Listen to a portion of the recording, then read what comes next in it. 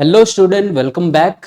जैसा कि last time हम लोग डिस्कस कर रहे थे सॉलिड स्टेट के बारे में, काफ़ी सारी चीज़ें मैंने प्रीवियस वीडियो में बताई हुई हैं। वहाँ पे हम लोग ने देखा हुआ था कि लास्ट के प्रीवियस 2 वीडियो अगर देखते हो तो सॉलिड के सारे क्लासिफिकेशन सारे डिटेल में एक्सप्लेन किया था वहाँ पे, तो वो टॉपिक्स हमने कवर कर लिए हैं। जैसा मैंने आपको प्रीवियस लेक्चर्स में बोला है कि आज हम लोग यूनिट सेल के बारे में स्टार्ट करेंगे। यूनिट सेल क्या होता है, उनके डेरिवेशंस क्या होते हैं, आज हम लोग यहाँ पे कवर करेंगे।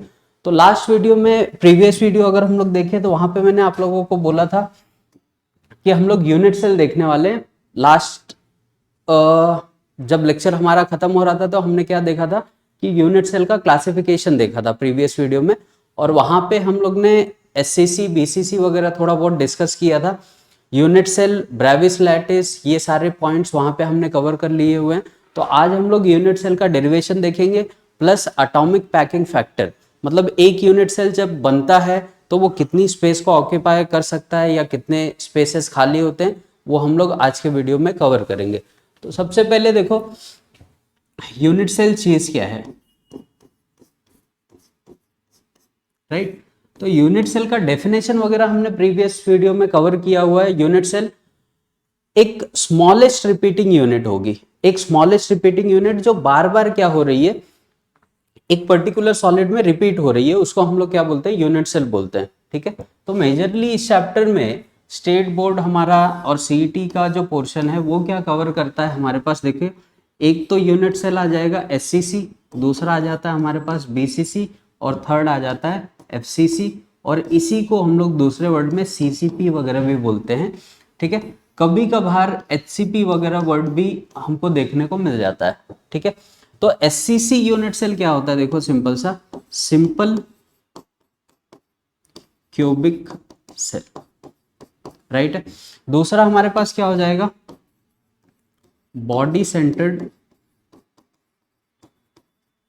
क्यूब।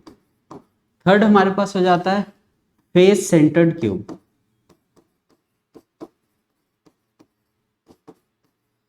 या इसी को हम लोग क्या बोलते हैं, क्लोज्ड क्यूबिक। ठीक है, नेक्स्ट हमारे पास आ जाता है हेक्सागोनल क्यूबिक।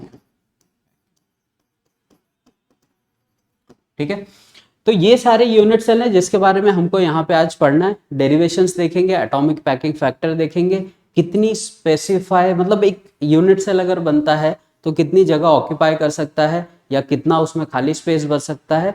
ठीक है, तो सबसे पहले डिस्कस करते हैं जनरली क्या होता है। देखो, अगर हम लोग यूनिट सेल को देखते हैं तो बुक्स वगैरह में अगर आप लोग देखोगे तो यूनिट सेल आपको ऐसे लिख के दिया होगा कि यूनिट सेल हमारे पास 2 टाइप के होते हैं। ठीक है, यूनिट सेल देखो, एक तो क्या हो जाते हैं हमारे पास प्रिमिटिव यूनिट सेल,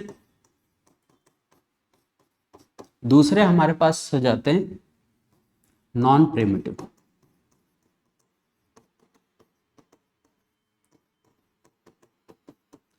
ठीक है, फर्क क्या है दोनों में, राइट। अगर मान लीजिए कोई सॉलिड की पैकिंग है, ऐसे एक सॉलिड अगर मैं बनाऊं यहाँ पे, तो उसका जो अरेंजमेंट होगा, उसके जो स्पेयर्स होंगे या एटम्स होंगे, वो स्पेरिकली ऐसे अरेंज्ड होंगे। ठीक है, अब इसको अगर मैं यहाँ से कट कर दूं बीच में से, ठीक है, ये पार्ट कट करके अगर मैं बाहर निकाल लूं, क्लियर है, तो यहाँ पे मुझे ये ऐसे दिखेगा, ये यहाँ पे, ये यहाँ पे, और ये यहाँ पे, क्लियर है। तो अगर ये यूनिट सेल हम लोग देखें तो इसके कॉर्नर पे क्या प्रेजेंट है, स्पेयर्स प्रेजेंट है। ठीक है, तो ऐसा यूनिट सेल जिसके सिर्फ कॉर्नर पे एटम्स प्रेजेंट होते हैं या मॉलिक्यूल्स प्रेजेंट होते हैं, जैसे ये, ठीक है, क्लियर हुआ। प्रिमिटिव यूनिट सेल का मतलब होता है जहां पे सिर्फ कॉर्नर पे एटम्स प्रेजेंट होंगे, उनको हम लोग क्या बोलेंगे, प्रिमिटिव यूनिट सेल। और इसी यूनिट सेल को हम लोग क्या बोलते हैं, सिंपल क्यूबिक सेल, राइट। एक नॉर्मल अगर हम लोग सिंपल क्यूबिक सेल देखें, एक ऑर्डिनरी अगर क्यूब निकालते हो किसी भी सॉलिड में से, तो उसी को हम लोग क्या बोलते हैं, एससीसी या सिंपल क्यूबिक सेल, राइट।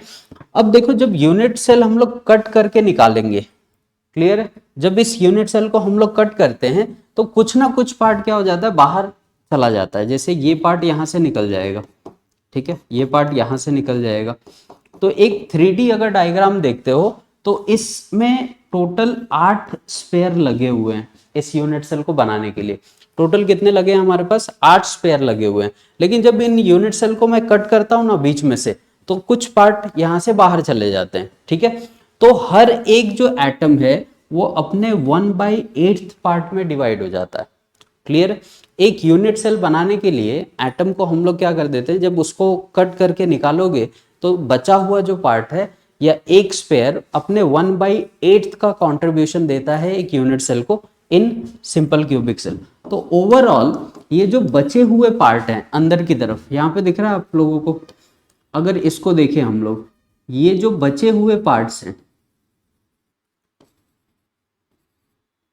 ठीक है, इन बचे हुए पार्ट्स को अगर मैं ऐड कर दूं ना आपस में, समझा, ये जो बाहर निकल गए हैं उनकी बात तो हो नहीं रही है, ये बाहर वाले पार्ट को निकाल दो, ये जो अंदर वाले पार्ट्स हैं यहाँ पे, इन सबको अगर मैं ऐड कर दूं आपस में लाके, तो वो टोटल कितने स्पेयर बना सकते हैं? 1 स्पेयर बना सकते हैं, ठीक है। तो पहली चीज तो अपने को ये ध्यान में रखनी है कि जब भी कोई मुझे बोलता है एससीसी और नंबर ऑफ एटम पूछेगा, तो उसको हम लोग नंबर ऑफ एटम क्या बोलेंगे? 1 बोलेंगे। ये चीज बुक्स वगैरह में Z से रिप्रेजेंट करते हैं हम लोग, ठीक है। तो कभी भी कोई भी बोल रहा है एससीसी में नंबर ऑफ स्पेयर या नंबर ऑफ एटम, तो हमारे पास आंसर क्या होगा? 1 होगा। क्लियर है? तो प्रिमिटिव यूनिट सेल ऐसे यूनिट सेल होते हैं जिनके सिर्फ कॉर्नर पे एटम प्रेजेंट होते हैं, ठीक है। अब देखो नॉन प्रिमिटिव क्या होते हैं। नॉन प्रिमिटिव में हमारे पास 3-4 पॉसिबिलिटी आ जाती है। जैसे सबसे पहले अगर मान लीजिए एक यूनिट सेल है, ठीक है, इसके कॉर्नर पे भी मैं एटम रख दूं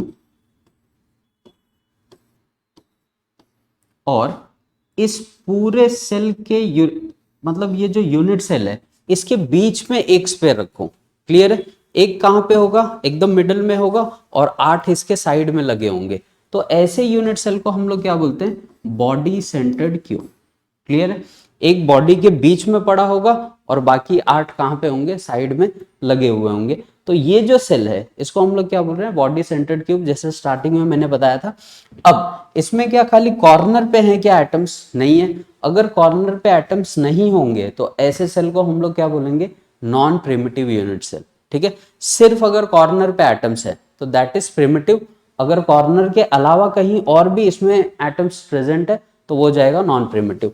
अब दूसरा क्वेश्चन क्या आता है कि यहाँ पे Z की वैल्यू क्या होगी? तो देखो ये जो बीच वाला स्पेयर दिख रहा है ना अंदर, वो डिवाइड होगा क्या? जब मैं यूनिट सेल को कट करूंगा ऊपर और नीचे की तरफ से, तो बीच वाले को कोई भी फर्क नहीं पड़ेगा।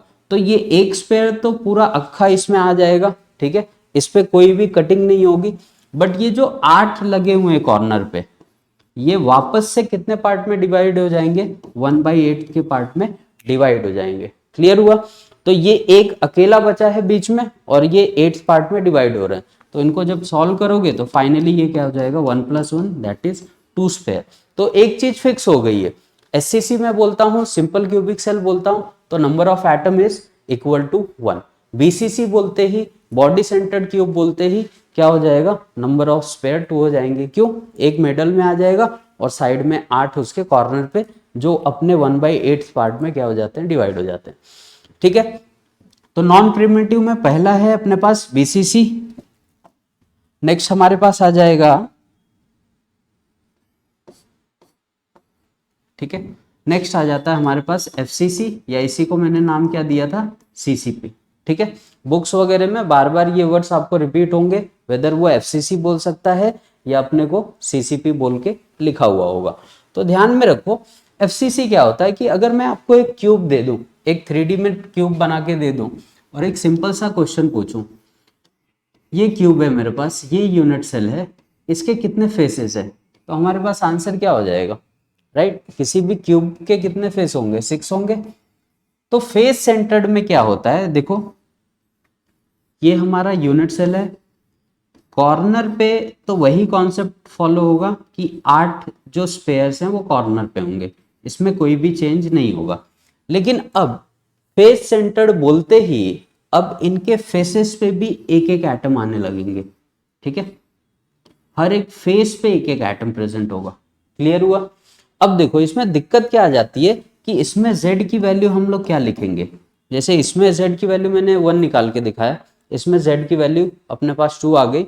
अब इसमें z की वैल्यू क्या आएगी? तो बहुत सिंपल सा लॉजिक है, 6 फेसेस है मेरे पास, लेकिन जब मैं यूनिट सेल निकालूंगा तो जब इस यूनिट सेल को कट करोगे तो जो फेस पे स्पेयर होगा वो क्या होगा, अपने हाफ पार्ट में डिवाइड हो जाएगा। क्लियर है? ये फेस है मेरे पास, यहाँ पे अगर मैं एक स्पेयर रख दूं और इसको कट करूं तो क्या होगा, हाफ पार्ट में डिवाइड हो जाएगा। तो जितने फेसेस पे प्रेजेंट है स्पेयर, राइट, जितने फेसेस पे प्रेजेंट है, कितने फेसेस हैं अपने पास, 6, राइट, और ये अपने हाफ पार्ट में डिवाइड हो जा रहे हैं। प्लस ये जो कॉर्नर के छोटे मोटे हैं पड़े, वो तो अपने फिक्स 1/8 पार्ट में डिवाइड हो जाएंगे। तो 6 जो एटम है या जो 6 स्पेयर हैं वो अपने हाफ पार्ट में डिवाइड हो रहे हैं, और बचे हुए 8 अपने 1/8 में। तो डिवाइड करोगे सिंपल सा, ये 3 हो गया अपने पास, ये 1 हो गया, तो z की value 3 + 1 that is z is equal to 4। ठीक है, एक और यूनिट सेल आ सकता है अपने को, इसलिए बता रहा हूं क्योंकि वो भी किस में कंसिडर होगा, नॉन प्रिमिटिव में। बट पूरे चैप्टर में अपने को एज वाले की सेंटर पड़ेगी नहीं, जरूरत पड़ेगी नहीं वैसे, जिसको अपन ईसीसी बोलते हैं, that is edge centered cube. ठीक है, हमारा पोर्शन इसमें डील नहीं करता। सीईटी के एग्जाम में, बोर्ड्स के एग्जाम में एज सेंटर्ड क्यूब के बारे में कुछ पूछा नहीं जाता है, बट एक आइडिया रखो कि एज सेंटर्ड दिखता कैसे। ठीक है, ये देखो, क्लियर है? 8 कॉर्नर पे प्रेजेंट होंगे, राइट, और ये जो एजेस दिख रही है ना, एक एक स्पेयर यहां पे प्रेजेंट होंगे ऐसे। ठीक है, तो हर एक एजेस पे भी आ जाएगा। क्लियर हुआ? प्रिमिटिव यूनिट सेल, दूसरे वर्ड में नॉर्मली हम लोग क्या बोल सकते हैं, सिंपल क्यूबिक सेल। और जो एटम्स हैं वो सिर्फ कहां पे प्रेजेंट होंगे, अपने कॉर्नर पे। तो ऐसे यूनिट सेल जहां पे सिर्फ कॉर्नर पे एटम प्रेजेंट होते हैं, that are simple cubic cell या फिर प्रिमिटिव यूनिट सेल इनको बोल सकते हो। ठीक है, कॉर्नर के साथ साथ अगर बॉडी में कहीं पे एंटर हो जाता है तो बॉडी सेंटर्ड यूज, इसको हम लोग क्या बोल देंगे, BCC, body centered cube, right है, और ये क्या हो जाएगा, नॉन प्रिमिटिव। इसके अलावा फेस पे अगर आ जाता है तो एफसीसी, और अगेन ये नॉन प्रिमिटिव होगा। एज सेंटर्ड एजेस पे आ जाएंगे तो वो भी क्या हो जाएंगे, नॉन प्रिमिटिव हो जाएंगे। क्लियर हुआ यहाँ तक? ठीक है, तो ये सेल की डिटेल्स है। देखो ये 3 टाइप के सेल हमको यहाँ पे आज पढ़ने हैं। अब इनका एटॉमिक पैकिंग फैक्टर देखते हैं कि कितने अपने पास ऑक्यूपाइड स्पेस हो सकता है। तो यहाँ से अगर मैं, देखो एक कॉमन आइडिया रख सकते हो कि जैसे ही मैंने एससीसी बोला, z का नंबर कितना हो गया, 1। ठीक है, बीसीसी बोलते ही z कितना आ गया, 2। ठीक है, एफसीसी बोलते ही z आ गया हमारे पास 3, 4। तो जैसे जैसे हम लोग नीचे की तरफ जा रहे हैं तो एक चीज नोटिस करोगे, नंबर ऑफ स्पेयर क्या हो रहे हैं, बढ़ रहे हैं। ठीक है, तो एक कॉमन आइडिया रखो कि एक यूनिट सेल में अगर मैं एक एटम रखूं या 2 एटम रखूं या 4 एटम रखूं तो डेंसिटी लगातार हम लोग क्या कर रहे हैं, बढ़ा रहे हैं। ठीक है, तो जैसे जैसे स्ट्रक्चर एफसीसी होने लगता है उसकी डेंसिटी बढ़ने लगती है, वो स्ट्रक्चर दूसरे स्ट्रक्चर के कंपेयर में क्या होगा, ज्यादा स्ट्रांग होगा। इसीलिए इसको हम लोग क्या बोलते हैं, एक तरह से क्लोज्ड क्यूबिक पैकिंग। तो अगर अपने को डिफरेंशिएट बताना है एससीसी, बीसीसी और एफसीसी में ज्यादा एक्यूरेसी पैकिंग में किस में देखने को मिलेगी, तो आंसर है अपने पास एफसीसी। क्लियर हुआ यहां तक? तो एटॉमिक पैकिंग फैक्टर देखते हैं कि एटॉमिक पैकिंग फैक्टर क्या होता है, और इसके ऊपर हमको डेरिवेशन आते हैं बार बार। ठीक है, तो देखो एटॉमिक पैकिंग फैक्टर का सबसे पहले तो अपने को फॉर्मूला पता होना चाहिए। एटॉमिक पैकिंग फैक्टर, ठीक है, जिसको हम लोग क्या शॉर्ट में बुक वगैरह में एपीएफ लिखा हुआ तुमको मिलेगा। तो इसका पहले तो फॉर्मूला ध्यान में रखो, क्या लिखेंगे हम लोग, नंबर ऑफ स्पेयर या number of atom into volume of sphere upon क्या हो जाएगा, टोटल वॉल्यूम ऑफ यूनिट्स। ठीक है, तो 3 चीजें ध्यान में रखनी है। किसी भी चीज का एटॉमिक पैकिंग फैक्टर निकालोगे तो number of sphere, volume of sphere और total volume of unit cell. तो जब भी देखो जितने भी मैंने यूनिट सेल बनाए, वेदर वो एफसीसी हो, बीसीसी हो या एससीसी हो, क्यूबिकल फॉर्म में था, तो ये डिस्टेंस हमारे पास क्या हो जाएगी, ए हो जाएगी। क्लियर है। तो अगर इस यूनिट का मैं वॉल्यूम पूछूं तो वॉल्यूम के लिए डायरेक्ट आंसर क्या आ जाता है, ए क्यूब। राइट। तो मतलब एक चीज तो फिक्स हो गई कि यहाँ पे अपने को क्या लिखना है, ए क्यूब लिखना है। अब नंबर ऑफ स्पेयर, ये चीज भी मैंने तुमको स्टार्टिंग में ही बता दी कि एससीसी अगर बोल देगा तो नंबर ऑफ स्पेयर 1, बीसीसी अगर बोल देता है तो नंबर ऑफ स्पेयर 2, और एफसीसी अगर बोलता है या सीसीपी बोलता है तो नंबर ऑफ स्पेयर कितने आ जाएंगे, 4। ठीक है। इसके साथ साथ वॉल्यूम ऑफ स्पेयर का फॉर्मूला हमको पता है 4/3 पाई आर। ठीक है। तो सारी चीजें देखो एकदम डिटेल में मैंने तुमको बता दी है कि क्या कैसे रखना है, हमको इजीली वेरीफाई कर सकते हो। ठीक है। अब देखो एक चीज यहाँ पे ध्यान में रखो कि जब भी हम लोग कोई ये बनाते हैं यूनिट सेल, जब हम लोग ड्रॉ करते हैं, ठीक है, तो क्या एटम सारी जगह को ऑक्यूपाई कर सकते हैं क्या? तो अगर इसको तुमने कट किया तो वो अपने को ऐसे देखने को मिल जाएगा यहाँ पे। ठीक है। इसके बीच में कहीं ना कहीं एम्प्टी स्पेस होगा, या ये बोल लो, या फिर जैसे कोई सॉलिड का अरेंजमेंट है, एटॉमिक अरेंजमेंट अगर हम लोग देखें, ऐसे अगर कुछ दिख रहा है, तो ये जो खाली स्पेसेस हैं, ये जो स्पेसेस बच रही हैं यहाँ पे, ठीक है, ये कभी भी ऑक्यूपाई नहीं होंगी, ये खाली बची रह सकती हैं। हम लोग खाली क्या कर सकते हैं कि कुछ पैकिंग का पैटर्न बदल के इनको और एक्यूरेट कर सकते हैं, बट कहीं ना कहीं हमको हमेशा जो होगा खाली स्पेसेस मिलेंगी। इन खाली स्पेसेस को इस चैप्टर में स्पेसिफिकली बोला जाता है, जैसे एक स्पेसिफिक वर्ड है इसके लिए वॉइड, या इसी को हम लोग इंटरस्टिशियल स्पेस बोलते हैं, या इन्हीं को अगर और कॉमन लैंग्वेज में लिखना है तो empty spaces between the units. Clear है। वॉइड समझ में आया क्या होता है? वॉइड वो खाली पोजीशंस होती हैं जो यूनिट सेल के अंदर प्रेजेंट होती हैं, जिनको हम लोग पैकिंग फैक्टर चेंज करते हुए एक्यूरेसी और बढ़ा सकते हैं। खत्म होगा क्या वॉइड? तो आंसर है नहीं। ठीक है। तुम स्पेयर्स को कैसे भी अरेंज करो, कुछ ना कुछ उसमें हमेशा क्या बच जाएंगे, वॉइड या एम्प्टी स्पेसेस बची रहेगी। तो उसको हम लोग कभी भी फिल पूरी तरह से नहीं कर सकते, हाँ उसका परसेंटेज जरूर डिक्रीज कर सकते हैं।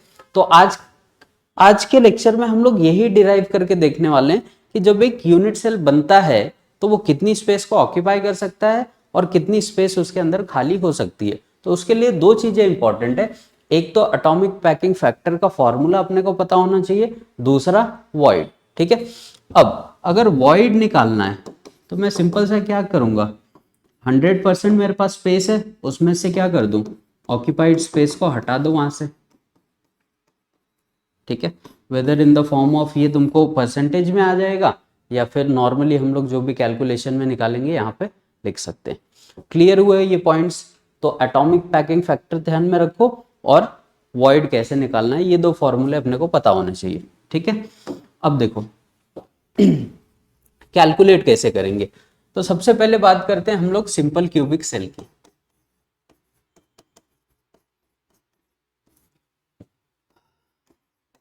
Simple cubic cell that is SCC. ठीक है। और इसका हमको एपीएफ निकालना है। एग्जाम्स में डायरेक्ट डेरिवेशन आता है कि calculate the atomic packing factor of simple cubic cell, body centered cube और फेस सेंटर्ड क्यूब। ये तीन डेरिवेशन में से अल्टरनेटिवली वो लोग कोई भी तुमको पूछ सकते हैं। ठीक है। तो सिंपल क्यूबिक सेल एक्चुअल में होता क्या है, कैसा है? अभी थोड़ा टाइम पहले मैंने बताया कि कैसा सेल है, प्रिमिटिव है। प्रिमिटिव का क्या मतलब होता है, सिर्फ जो एटम्स होंगे वो यूनिट सेल के कॉर्नर्स पे होंगे। क्लियर है। तो ये देखो दिखेगा कैसे हमको, ये एटम का अरेंजमेंट है, राइट। यहां से मैं क्या कर रहा हूं, एक कट करके यूनिट सेल निकाल रहा हूं। अब डिटेल में देखो। ठीक है। टेक्स्ट बुक वगैरह में ये 3D में डायग्राम दिया होगा, वहां अगर टेक्स्ट बुक एक बार रेफर करोगे तो और बेटर हो जाएगा।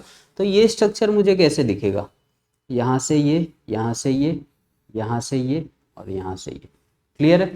तो सिंपल क्यूबिक सेल जो है उसको जब सामने से देखोगे ना तो ऐसे दिखेगा। बट अगर इसी चीज़ को मैं 3D में देखूं तो 3D में बनाना थोड़ा सा मुश्किल हो जाएगा। तो फिर भी देखो मैं ट्राई कर रहा हूँ, ये हमको ऐसे दिखेगा, यहाँ पे ये, यहाँ पे ये, ठीक है, यहाँ पे ये स्पेयर होगा ऐसे भरा हुआ पूरा, राइट, तो ऐसे कुछ दिखेगा, क्लियर है, यहाँ पे ये फील्ड होगा। तो हमारा काम इससे चल जाएगा, 2D में हम लोग चीज़ों को समझ लेंगे, बहुत ज़्यादा इसको 3D में जाने की ज़रूरत नहीं है। तो अब देखो ये एक सिंपल सा SCC का क्यूब है, क्लियर है, ठीक है, ये जो लेंथ है वो क्या है, A है, और ये जो लेंथ है वो भी क्या है, A है, ये सारा अपने को A मिल जाएगा। तो एटॉमिक APF का फॉर्मूला मैंने क्या बताया था, जैसे ही मैंने SCC बोला, इससे देखो दो चीजें क्लियर हो जाती है। SCC बोलते ही एक तो Z का नंबर कितना हो जाएगा, 1 हो जाएगा, दूसरा ये जो डिस्टेंस है इसकी जो एज लेंथ है, एज लेंथ को हम लोग क्या लिख रहे हैं, A लिख रहे हैं।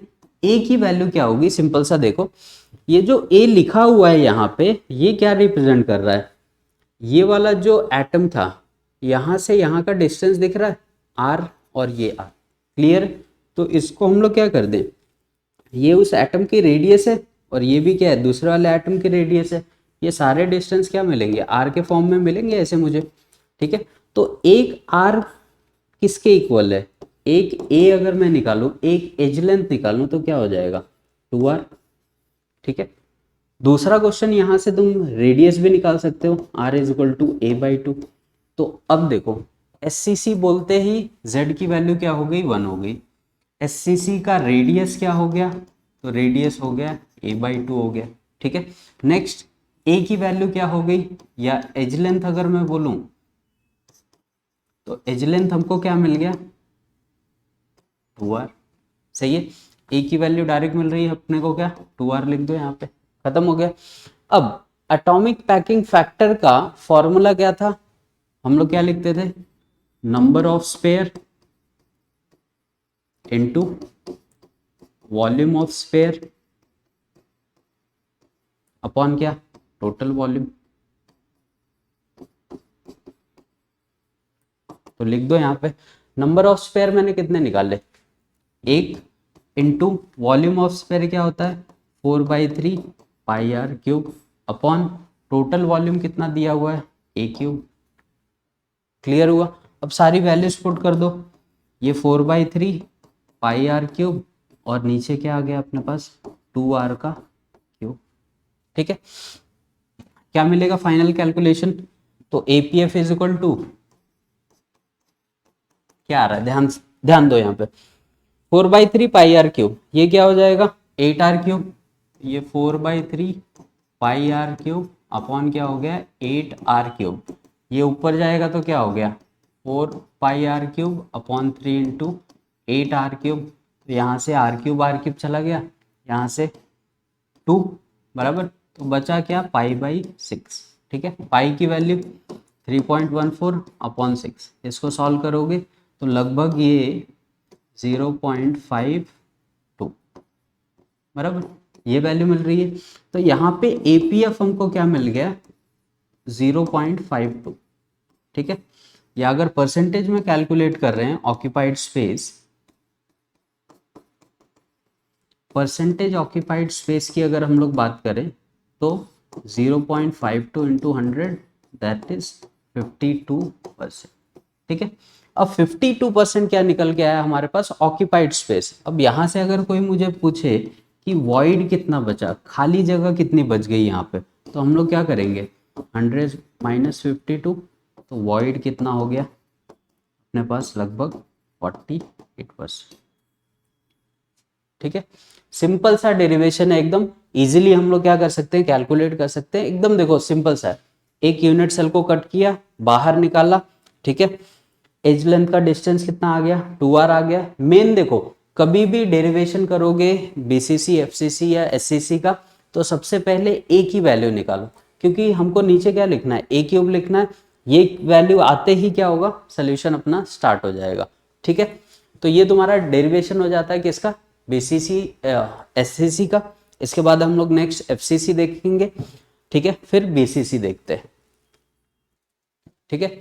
नेक्स्ट देखो, नेक्स्ट अपने पास क्या है, मैंने बोला एससीसी था, अब क्या हो गया है बीसीसी। बीसीसी स्टार्ट करें उससे पहले मैं आप लोगों को थोड़ा सा और इजी कर देता हूं, पहले एफसीसी देखते हैं फिर बीसीसी देखते हैं, ठीक है। या ऐसा कर लो कि एससीसी और एफसीसी मैं बता देता हूं, बीसीसी घर पे ट्राई करो, ठीक है। नहीं तो हम लोग उसको नेक्स्ट वीडियो में कवर कर लेंगे, या आज पॉसिबल हुआ तो आज ही देख लेंगे। नेक्स्ट हमारे पास है एफसीसी, ठीक है। क्वेश्चंस कैसे आएंगे, calculate the atomic packing factor of FCC structure या सीसीपी स्ट्रक्चर, ठीक है। तो अब जैसा कि आज मैंने प्रीवियसली ऑलरेडी बता दिया है कि सीसीपी, सीसीपी और एफसीसी होता क्या है, यहां बोलते ही देखो एक चीज तो अपने को क्लियर हो जाती है, और वो क्या है कि जैसे ही मुझे कोई एफसीसी बोलेगा, फेस सेंटर्ड क्यूब बोलेगा या क्लोज क्यूबिक पैकिंग बोलेगा, मेरे पास एक नंबर फिक्स हो जाता है, that is z is equal to, मतलब एफसीसी में नंबर ऑफ स्पेयर कितने आ जाएंगे, 4 आ जाएंगे। क्लियर हुआ, ठीक है। अब देखो एटॉमिक पैकिंग फैक्टर निकालना है इसका,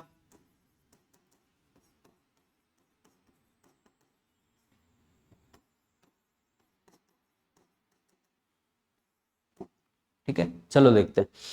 तो एफसीसी जनरली दिखता कैसे, देखो मैंने तुमको क्या बोला था कि एफसीसी वाला जो यूनिट सेल है उसके कॉर्नर पे तो 4 एटम्स प्रेजेंट होंगे ऐसे, ठीक है। और एक जो एटम होगा वो पूरे फेस पे ऐसे प्रेजेंट होगा, ठीक है। यही तो है एफसीसी,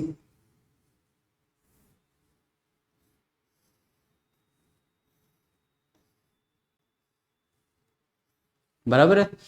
फेस पे एक एटम प्रेजेंट होगा और कॉर्नर पे 4 छोटे छोटे एटम्स प्रेजेंट होंगे। तो और इसको अच्छे से बना लेते हैं, यहाँ पे थोड़ा सा भयानक टाइप का दिख रहा था ये,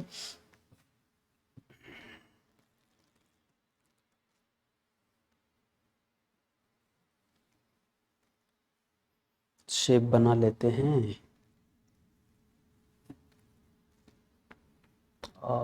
ठीक है, एफसीसी का स्ट्रक्चर देखो अपने को कैसे दिखेगा, ये हो गया हमारे पास, ठीक है। यहाँ पे मैंने क्या बोला कि एक तो फेस पे प्रेजेंट होगा,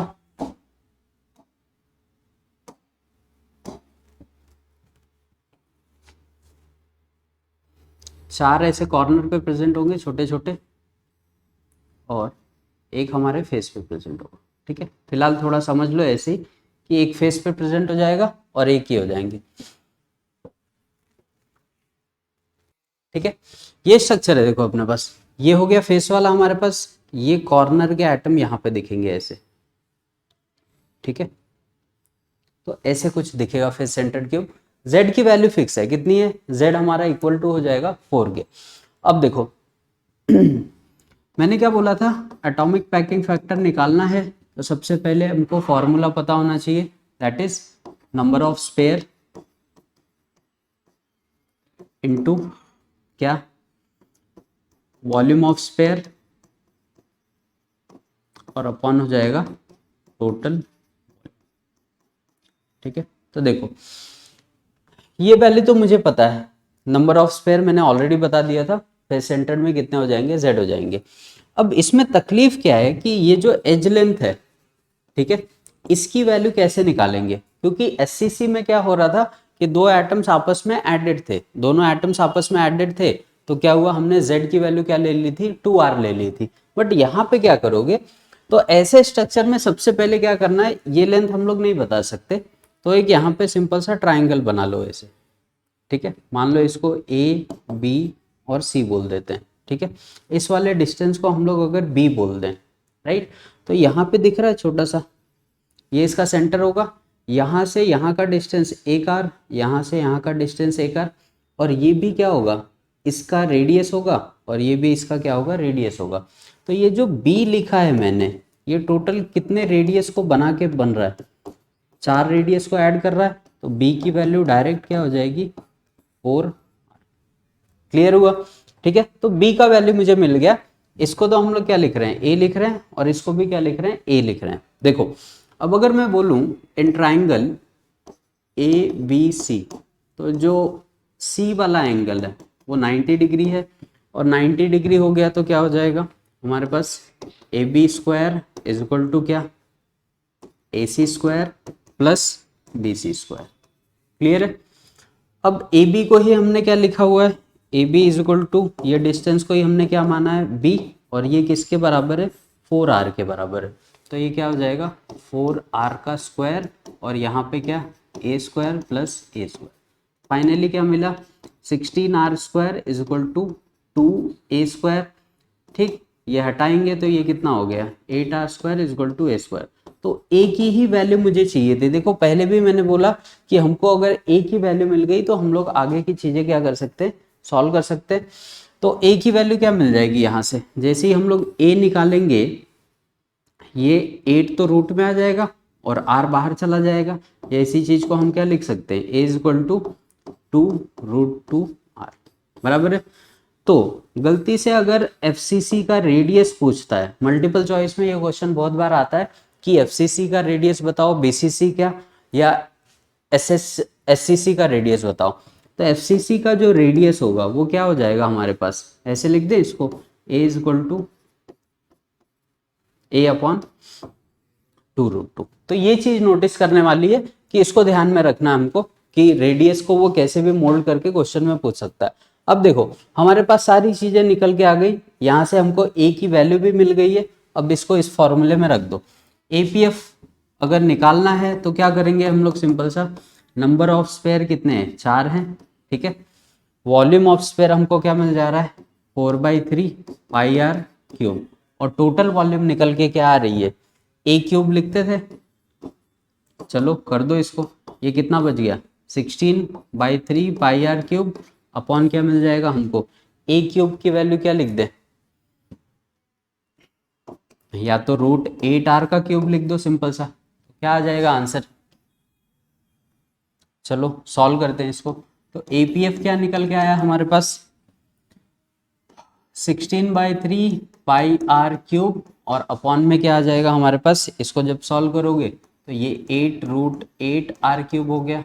फाइनली 16/3 πr³, और अपॉन में क्या आ जाएगा 8√8r³। तो ये r³ यहाँ से गया, ये 2, ठीक है। और अब क्या मिल गया 2/3 इंटू √8, राइट है। इस √8 को हम लोग और क्या लिख सकते थे 2π/3 इंटू 2√2 लिख दे, तो ये इससे भी गया। तो फाइनली जो APF है वो कितना निकल के आ रहा है π/3 इंटू √2, ये वैल्यू क्या मिल जाती है 3.14 पाई की वैल्यू, 3 इंटू 1.41 हमारा √2 का वैल्यू, तो क्या आ जाएगा 3.14 अपॉन 3, तो 4.32 कैंसिल करके ये लगभग अपने को मिल जाएगा 0.7, ठीक है। तो परसेंटेज ऑक्यूपाइड स्पेस क्या मिल गया 0.74 इंटू 100 दैट इज 74%, ठीक है। अब इसी में अगर वो वॉइड पूछेगा या वॉइड का परसेंटेज की ऑक्यूपाई स्पेस तो इतनी हो गई, वॉइड कितना हो गया, तो 100 - 74 दैट इज 26%, ठीक है। तो वॉइड कितना निकल के आता है 26%, और ऑक्यूपाइड स्पेस कितनी निकल के आ रही है 74%। तो ये तुम्हारा देखो एटॉमिक पैकिंग फैक्टर है किसका, FCC या CCP का। क्लियर हुआ ये यहाँ तक डिटेल, ठीक है। तो देखो दो मैंने आपको करा दिए डेरिवेशन, एक SCC का भी पूरा एक्सप्लेन कर दिया कि कैसे निकालेंगे और कितना निकालेंगे। नेक्स्ट हमने FCC का देखा। एक हमारे पास बच जा रहा है दैट इज BCC। तो मैं ये चाहता हूं कि BCC आप लोग घर पे ट्राई करें निकालने का, टेक्स्ट बुक को रेफर करें या NCERT वगैरह जो भी होगा एक बार रेफर करो, देखो वो चीजें समझ में आ रही है कि नहीं अपने को, ठीक है। क्योंकि अभी आपके पास आइडिया है कि हम लोग कैलकुलेट कैसे करते हैं, ठीक है। यूनिट सेल बोलते ही अपने को क्या समझ में आना चाहिए, सबसे पहले कि उसमें नंबर ऑफ एटम कितने होंगे, बराबर। वॉल्यूम ऑफ स्फीयर का फॉर्मूला अपने को पता है। Next total volume of unit cell क्या होगी, a³ होगी। तो सिंपल सा ट्राई करो कि a की वैल्यू पहले निकल गया है, a की value in the form of r, radius के फॉर्म में जैसी वैल्यू निकालोगे यहाँ पे दिख रहा है r³ क्या हो जाएगा, कैंसिल हो जाएगा, और r³ के कैंसिल होते ही हम लोग मतलब इनको सॉल्व करके जी ये जो कोएफिशिएंट है वो निकल जाएंगे और डायरेक्ट हमारा आंसर आ जाएगा। एक बार एपीएफ निकल के आया, उसमें से क्या कर दो, वॉइड के लिए 100 में से माइनस कर दो, वॉइड का परसेंटेज निकल के आ जाएगा। तो एक चीज तुमने नोटिस की होगी, देखो एससीसी में हमारा जो ऑक्यूपाइड स्पेस था वो कितना था 52%, वॉइड कितना आया 48%। यहाँ पे क्या हो रहा है, ऑक्यूपाइड स्पेस कितनी आ गई 74 और यहाँ पे कितना आ रहा है वॉइड 26। तो जैसे जैसे हम लोग एससीसी बीसीसी एफसीसी पढ़ते हैं, मतलब हमारी पैकिंग क्या होती जाती है, हार्ड होती जाती है। क्लियर है, सॉलिड क्या होते जाएगा, थोड़ा सा स्ट्रांग होते जाएगा, क्योंकि वॉइड जो एम्प्टी स्पेस था यूनिट सेल में वो लगातार क्या हो रहा है, कम हो रहा है। तो अगर बोल दे कि कभी सबसे वीकेस्ट जो होता है वो यूनिट सेल कौन सा है, तो हम लोग बोल देंगे जिसमें वॉइड का परसेंटेज ज्यादा है। करेक्ट, जिसमें वॉइड का परसेंटेज जितना ज्यादा होगा वो उतना वीक यूनिट सेल होगा, और जिसमें वॉइड का परसेंटेज जितना कम होगा या ऑक्यूपाइड स्पेस जितनी ज्यादा होगी वो उतना क्या होगा, स्ट्रेंथ में कंपेरेटिवली स्ट्रांग होगा। ठीक है, तो अभी तक फिलहाल हमको तीन ही देखने हैं। एक तो हमारा हो गया SCC BCC and FCC. FCC भी हमने देख लिया, एससीसी भी देख लिया। मैं ये ट्राई करूंगा कि आप लोग एक बार बीसीसी देखें, रेफर करें। देखो पूरा तो अब समझ में आ गया होगा तो आप लोग डायरेक्टली कैलकुलेट कर सकते हैं, बट जैसे नहीं आ रहा है समझ में, ठीक है, तो एक रेफर करो बुक से, थोड़ा आइडिया लगेगा। नहीं होता है तो नेक्स्ट लेक्चर में हम लोग बीसीसी भी कवर करेंगे। नेक्स्ट में क्या, वो तो कवर करना ही है। ठीक है, नेक्स्ट लेक्चर में मैं आपको बताऊंगा ही कि कैसे डिराइव करेंगे, बट अगर आ जाता है खुद से कर लेते हो तो और अच्छी बात है। तो तब तक के लिए देखते हैं नेक्स्ट लेक्चर में। देखो टॉपिक्स में बता देता हूँ कि नेक्स्ट लेक्चर में क्या क्या कवर होंगे। जैसे इस लेक्चर में हमने क्या कवर किया, यूनिट सेल के टाइप्स कितने टाइप्स के हैं, प्रिमिटिव, नॉन प्रिमिटिव, प्रिमिटिव किस केसेस में बोलेंगे, नॉन प्रिमिटिव किस किस केसेस में बोलेंगे। क्लियर हुआ। एटॉमिक पैकिंग फैक्टर कैसे निकालना है, वॉइड कैसे निकालना है, वॉइड क्या चीज होती है, एटॉमिक पैकिंग फैक्टर क्या चीज होती है, इससे सॉलिड पे फर्क क्या पड़ता है, ये सारे टॉपिक मैंने यहाँ पे एक्सप्लेन किए। नेक्स्ट लेक्चर में बॉडी सेंटर्ड क्यूब मैं डिराइव करके बताऊंगा, उसका हम लोग डेरिवेशन देखेंगे, और डेरिवेशन के बाद ठीक है कितने टाइप की पैकिंग होती है एक्चुअल में, ठीक है, हम लोग कितने टाइप की पैकिंग में डील करते हैं वो बता दूंगा मैं। उसको कंप्लीट करने के बाद इसमें डिफेक्ट क्या क्या आ सकते हैं। ठीक है, डिफेक्ट के ऊपर अपने को मल्टीपल टाइम्स आंसर पूछे जाते हैं, तो डिफेक्ट देख लेंगे। उसके बाद कुछ छोटे मोटे टॉपिक पढ़ेंगे। डेरिवेशन ये इंपॉर्टेंट है, इसके फॉर्मूले पे कुछ न्यूमेरिकल्स भी देखेंगे आगे के वीडियोस में। तो तब तक के लिए थैंक यू। आगे नेक्स्ट लेक्चर में मिलते हैं और यहाँ से आगे कंटिन्यू करेंगे।